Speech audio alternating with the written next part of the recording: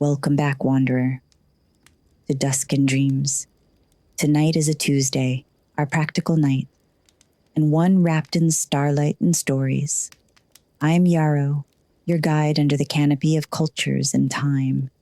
And tonight, we turn to ritual. Not just routine, not productivity hacks, but true, intentional nighttime rituals. Those slow, sacred gestures that open the door between day and dream, that gently ready the body, that whisper to the soul, it's time to let go now. You see, long before electricity, before insomnia became a common word, and long before the blue light of our phones, our ancestors instinctively knew the night was a threshold, a temple, a sacred space, and it was treated as such. So tonight we'll travel that threshold together, visiting moonlit baths in ancient Rome, fire dances under desert stars, quiet tea ceremonies in Japan, and soothing lullabies that echoed across Arctic winds. And as we go, we'll ask, what did the ancients truly know about night that we've forgotten in our modern rush? And how might we reclaim that wisdom while reimagining it to build something meaningful and new for ourselves today? Take a breath with me now. A slow one. This night is yours. Let's begin.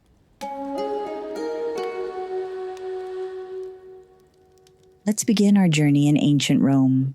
Imagine bathhouses of gleaming marble echoing with quiet conversation and the rich scent of crushed herbs, chamomile, lavender, and myrtle rising with the steam.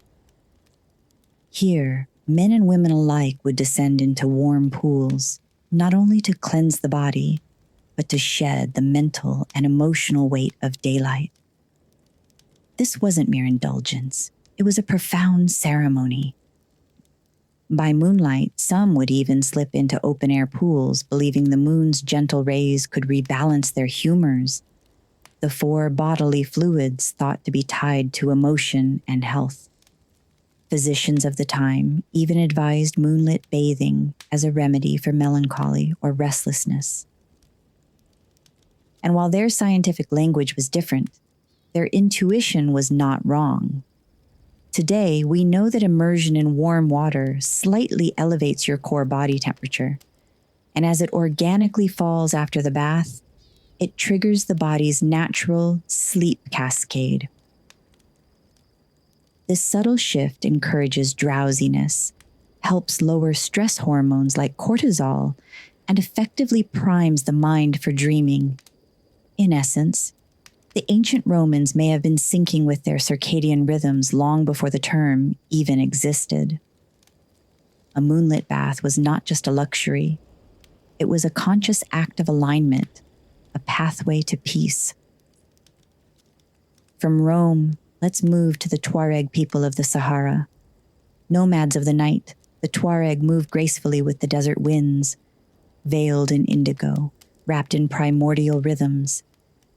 As twilight settles across the vast dunes, fires are thoughtfully kindled in circles, not for warmth alone, but for deep communion. These are not accidental gatherings. They are ancient convocations. Embers glow like watchful eyes, flickering in time with drum beats that echo back through centuries. Men and women alike gather, their silhouettes swaying in a cadence older than memory. The dances that emerge here are not for show. They are offerings. Their rhythmic steps call down ancestral spirits. Their gestures align with the vast lunar cycles performed beneath a sky so immense it seems to breathe.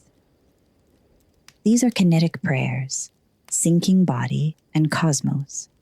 Movement becomes memory. Fire becomes story.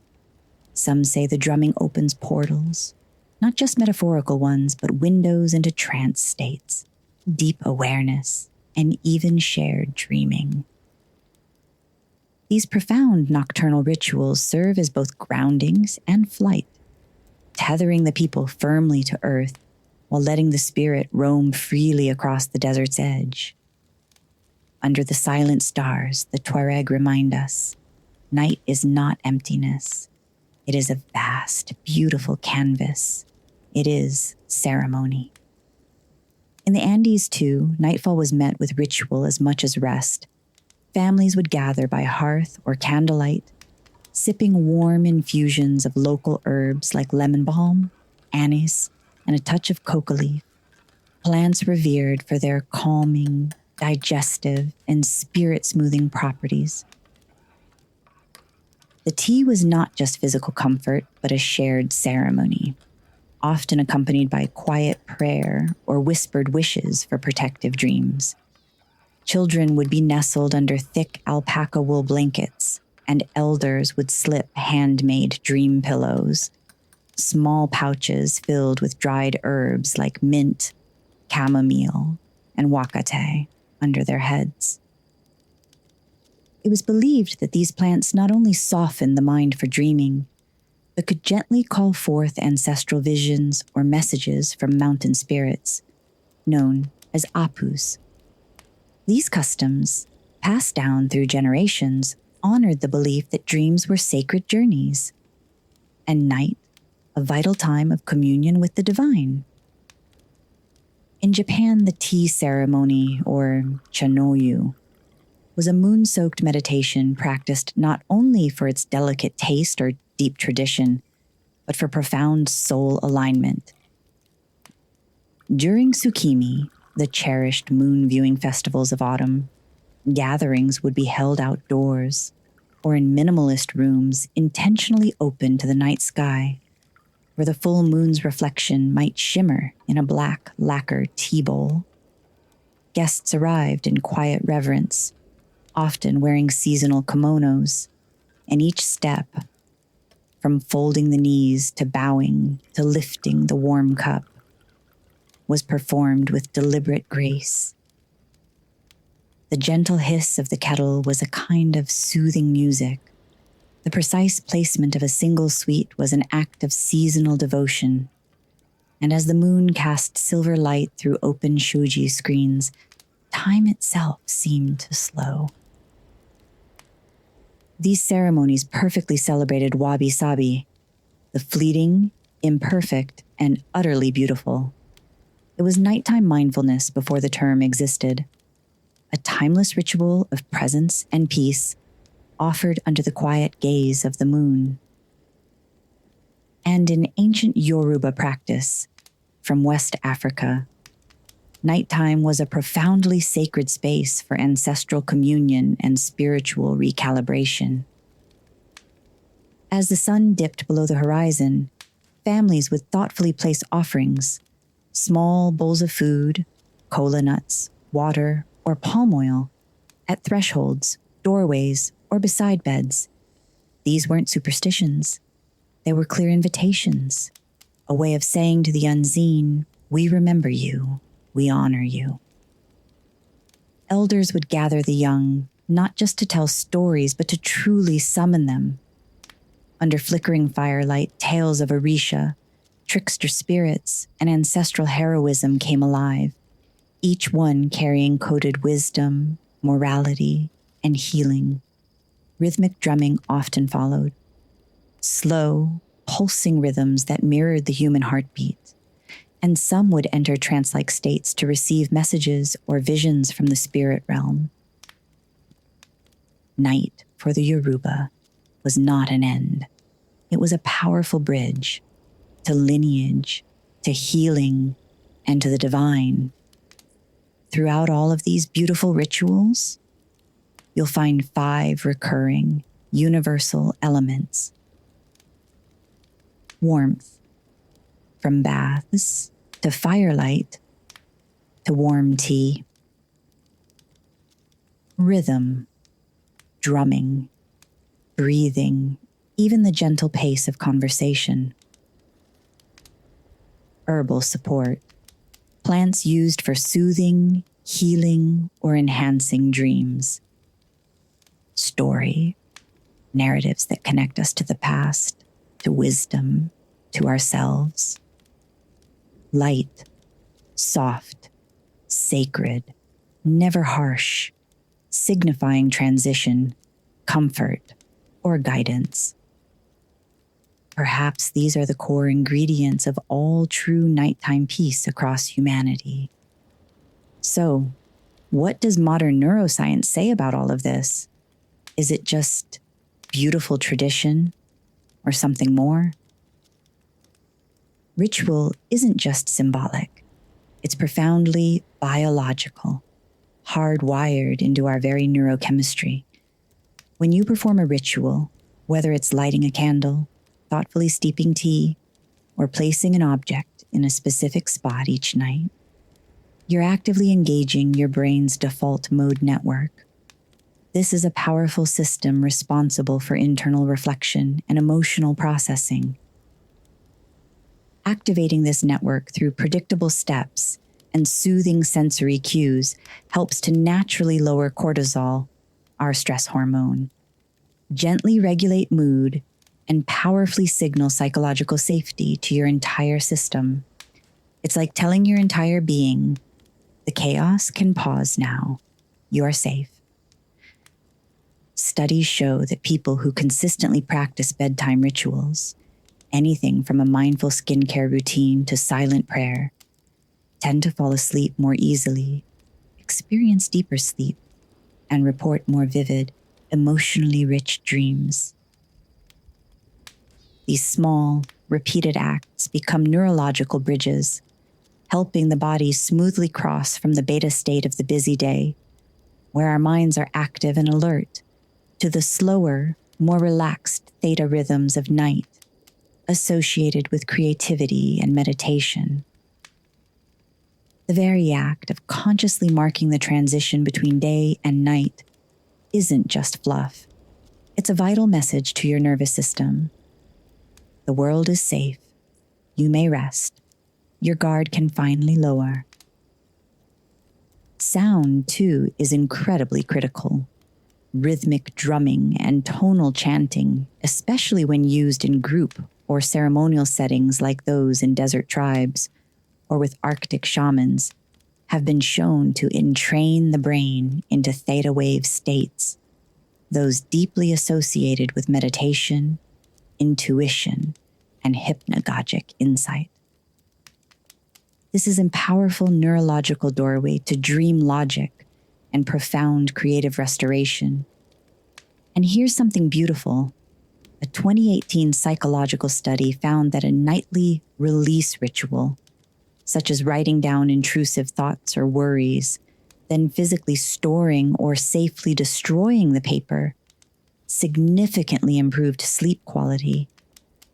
In a very real sense, giving our thoughts a moment of conscious closure leads to profound mental clarity and better rest. So maybe your ancestors weren't just making symbolic offerings to the fire. Maybe they were instinctively practicing an early form of embodied therapy, a kind of primitive CBT, cognitive behavioral therapy, long before we had the terms.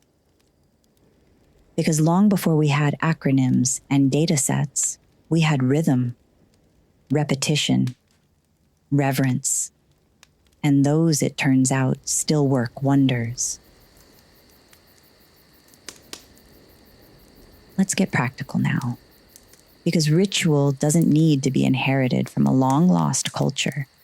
It can be beautifully crafted by you, for you, right here, right now. Modern neuroscience reminds us that meaningful repetition lowers cortisol, helps anchor memory, and strengthens those neural bridges between our intention and our action. Ritual is both soul art and deep brain science. And most importantly, it's entirely yours to invent. Here are a few reimagined nighttime rituals, inspired by ancient wisdom, but, I believe, perfect for modern life. Create a release ritual. This is your version of the ancient offering. Write down the weight of your day, any worries, regrets, or lingering thoughts. Then choose a symbolic act of release. Safely burn the paper in a fire-safe bowl. Flush it away, or seal it in a jar with salt and herbs where it will dissolve. Let the act signify that it's leaving your body and mind for the night. Moonbath your way, inspired by ancient Rome, soak in warm water by candlelight, or stand in a steamy shower while listening to a calming, rhythmic tune. Add crushed lavender, soothing essential oils, or Epsom salts. Visualize the day's tensions rinsing off you. Let the water become a personal cleansing ceremony, preparing you for peace. Build a dream nest. This builds on the Andean dream pillows. Place a dream journal, a comforting mug of calming herbal tea like chamomile, passion flower, or blue lotus, and a tactile object like a smooth stone or a small woven cloth by your bedside. These become your nightly anchors. You're gently training your mind to know, here, in this space, we dream. Here, we rest. Use repetition as spell work. Light the same candle each night. Gently rub the same essential oil on your wrists or temples for the same amount of time. Speak a short mantra or phrase before sleep. These simple cues, when repeated consistently, create powerful neurological rhythms that gently lull the mind and body. Think of them as sleep spells your body begins to expect and rely on. Soundscapes and sonic rituals. The tried and true soundscapes from previous episodes still hold profound power. A quiet forest at dusk, the steady rhythm of slow rain, gentle chimes. But also, consider humming your own quiet lullaby, softly singing a simple melody, or playing a continuous tonal drone or drum rhythm. Sound is one of the fastest and most direct ways to shift your brain state towards peace. Tell your own myth. Begin a nightly story, one sentence at a time. You can write it in a special notebook or even record it on your phone. Let it unfold slowly, becoming a personal myth or a moonlit storyline unique to you.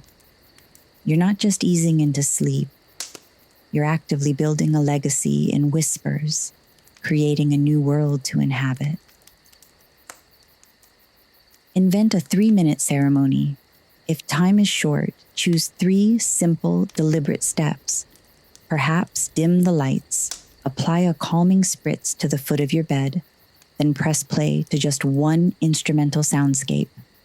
This becomes your compact personal transition ritual. Reliable, repeatable, and entirely yours.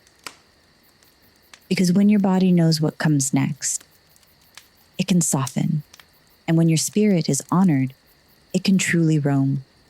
Ritual, after all, is how we mark the sacred shift from one state to another, from waking to rest, from noise to stillness, from scattered to soothed.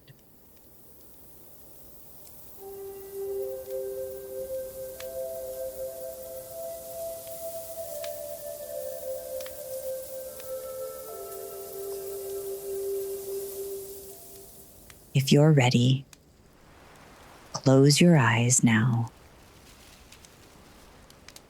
Allow the gentle sounds around you, the quiet crackle of the fire, the steady flow of the ocean, to guide you inward. Feel the subtle hum of the night. Take a slow, deep breath in, feeling your chest gently rise, and as you exhale, release any tension, any lingering thoughts from your day. Let them melt down your spine, into the ground, into the earth beneath you. Now, picture a fire in front of you. It could be the one by our virtual campsite, or any flame that brings you comfort. See its warmth. Notice its gentle dance. And now, behind you, imagine a long, continuous line of people, stretching back through time, beyond what you can see.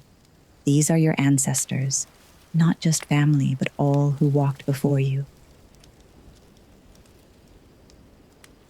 Storytellers, healers, wise elders, even scientists who gazed at the stars, all who have stood in the dark, all who have searched for peace or wonder or the balm of sleep.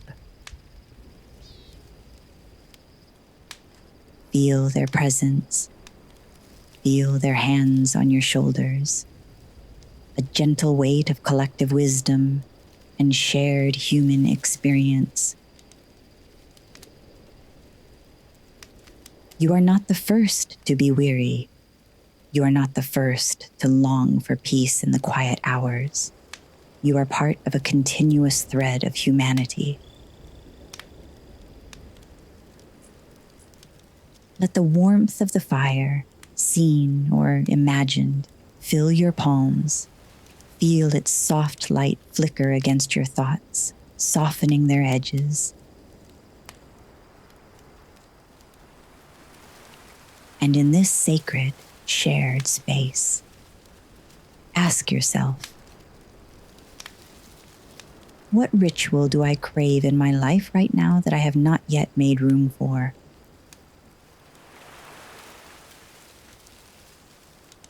What rhythm could my nights hold that truly invites healing and deep rest?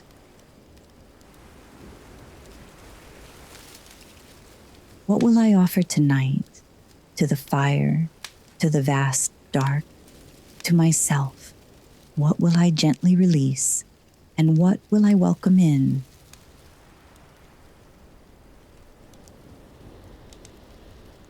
Stay here, just for a moment longer. Immerse yourself in this feeling of timeless connection and quiet intention.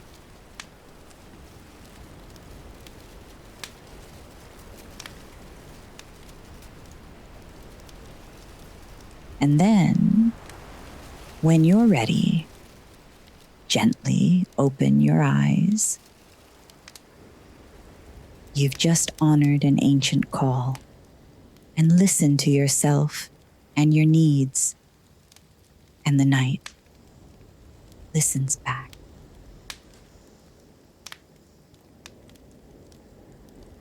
Tonight we danced between fire and science, between cultures and dreams, between the past's deep wisdom and your present breath. Ritual is not something you need to earn. It's something you already know, deep down. It lives in your hands, in your heartbeat, in how you choose to end your day. May your night hold comfort. May your dreams carry story. And may you find a ritual that becomes a doorway, not just to sleep, but to something sacred. Before we go, a glimpse into the nights ahead.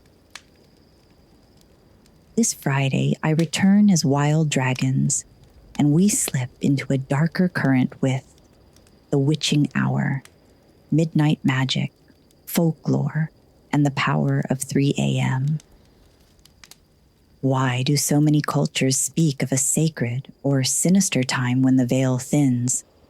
From medieval fears to modern insomnia, we'll walk the corridor between night and nightmare and ask, what power lives in the 3 o'clock hour no one sees? Then next Tuesday, we'll look up and go, stargazing, exploring the science and magic of the night sky. From ancient constellations to circadian rhythms, we'll explore how the night sky shapes our minds, our myths, and our memories. Because sometimes, to understand the dark, we have to look at the light within it. Until then, sleep softly, dream brighter, speak openly, and listen with your heart and mind. I'm Yarrow. This has been Dusk and Dreams. And I look forward to joining you again when the stars return.